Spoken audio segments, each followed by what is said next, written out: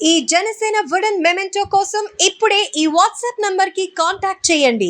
ఇంత ఘన విజయం ప్రజల నిర్మాణానికి లేదంటే వారికి అభివృద్ధికి వారి అభ్యున్నతికి తప్ప ఇది ఒక వెండెట్ట గేయం కానీ లేదంటే పగా ప్రతీకారాలు తీర్చుకోవడానికి గతంలో ఇలా చేశారు కాబట్టి మనం ఇలా చేయాలి అలాంటి ఆలోచన ధోరణిని దయచేసి మనందరం దాన్ని ఎంకరేజ్ చేయకండి దయచేసి దాన్ని. అలాగే చాలా చాలా క్షేత్రస్థాయిలో ప్రతి ఒక్కరూ అందుబాటులో ఉన్నాం నాతో సహా. ఈరోజున జాతీయ స్థాయిలో మరి మనం సాధించిన విజయాలు కూడా చెప్పుకోవాలి.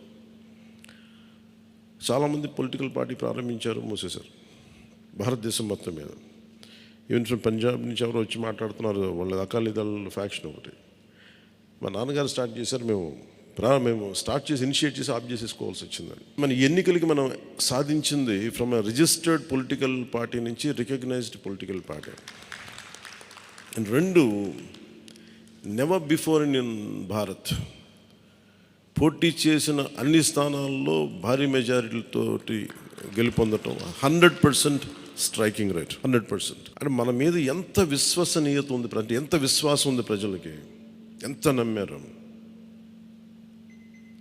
ఇది వాళ్ళు చేసి చూపించారు. 2019లో ఎలక్షన్లు అయిపోయిన వెంటనే మేము తప్పు చేసాం, మేము నీకు నిలబడతామని చెప్పి అది ఈ రోజున మనకి మద్దతుగా నిలిచిన ప్రజలందరికీ కూడా ఇంకొక మారు చాలా చాలా ప్రత్యేకమైన ధన్యవాదాలు.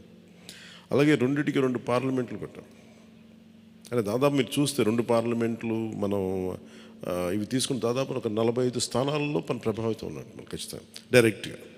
అలాగే మన టీడీపీ, మన ఎన్డీఏ కూటమిలో మిగతా పార్టీల విజయానికి కూడా మేము ఎంత బలంగా నిలబడ్డామో మీ అందరికీ తెలుస్తుంది. ఆ ఓట్ ట్రాన్స్ఫర్ ఎంత బాగా జరిగిందో.